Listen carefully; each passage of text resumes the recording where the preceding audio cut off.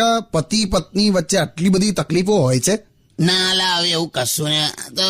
આ તો કેવું છે, જો પુરુષ અને સ્ત્રીની વૃત્તિ અલગ અલગ હોય ને એટલે એમાં તકરાર થાયલા. બાકી તો બંને જણ એકબીજાને બહુ પ્રેમ કરતા હોય. અમુક ટાઈમે બેકાર ફેમિલી મળી જાય ને તો પ્રોબ્લેમ થાય. તારો ઈશારો હું સમજુ છું, હા કે દોડાઈ ના હવે હોશિયારી ના મારીશ. એટલે આ એટલા બધા ડોબા ફેમિલી માંથી આવી છે ને, તને કહું, મારો સસરો, મારી સાસુ, સાળો મારો, અમે બધા પિક્ચર જોવા ગયેલા.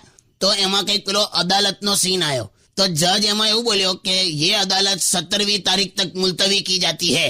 તો આનો બાપો ઉભો થઈ ગયો કે ચાલો કે 17મી આવીશું કે. ભોળા છે મારા બાપા. ભોળો ના કે ડોબો કહેવાય. ઓકે ઓકે, શાંતિ રાખો યાર તમે લોકો.